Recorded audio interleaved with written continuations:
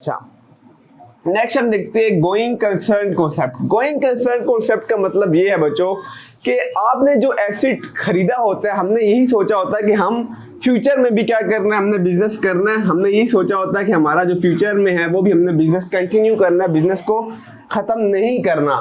तो जब आप इस कॉन्सेप्ट से कि हमने फ्यूचर में भी बिजनेस करना है, तो आप जो भी एसेट खरीदते हो उसकी उसी प्राइस पे उसको हम क्या कर रहे होते हैं, रिकॉर्ड कर रहे होते हैं, क्योंकि हमें पता होता है कि हमने आगे भी वो बिजनेस करते रहना है। अब इसका मतलब क्या हो रहा है, मतलब आप जो भी रिकॉर्डिंग कर रहे हो, जो भी ट्रांजैक्शन एसेट ले रहे हो, एक एसेट खरीदा मैंने 2000 का एक एसेट खरीदा, तो उसको मैं 2000 पर ही लिखूंगा और यही भी 2000 जाके आगे क्या बनाऊंगा मैं, जो मेरे पास फाइनेंस जो भी अकाउंट्स बनेंगे, ठीक है, वो मैं इसी 2000 के ही मुताबिक ही इसी को डाल के मैं उस अकाउंट्स को बनाऊंगा। क्लियर, मैं इसको चेंज नहीं करूंगा। जो मेरे आखिरी फाइनेंस अकाउंट होंगे, ठीक है, जो हम साल के एंड में बनाते हैं, ठीक है, जब हमारा अकाउंटिंग पीरियड पूरा हो जाता है। लेकिन अगर आपको ये पता चल रहा है कि यार जो मेरा बिजनेस है वो ठप होने वाला है, ज्यादा नहीं चलने वाला, ठीक है, ज्यादा नहीं टिक सकता, तो अब की बार आप क्या करते हो, फिर आप चीजों को लिक्विडिटी कर देते हो। ठीक है, बाहर से बंदा आता है, वो हर एसेट की जो होगा प्राइस लगाता है, मार्केट वैल्यू जो भी चल रहा होता है, और फिर हम उसके मुताबिक,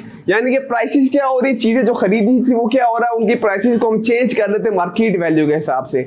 तो प्राइसेस चेंज करके फिर हम बनाते हैं अपने फाइनेंस अकाउंट बना रहे होते हैं। बात आ गई, फिर हम फाइनल अकाउंट डिफरेंट तरीके से बनाएंगे, उसकी लिक्विडिटी देखेंगे कि वो उसकी मार्केट वैल्यू क्या हो रही है उस एसेट की। क्लियर, लेकिन गोइंग कंसर्न कॉन्सेप्ट मतलब कि आपको भी पता है कि आपने फ्यूचर में बिजनेस करना, अपने वाइंड अप नहीं करना। Clear, okay.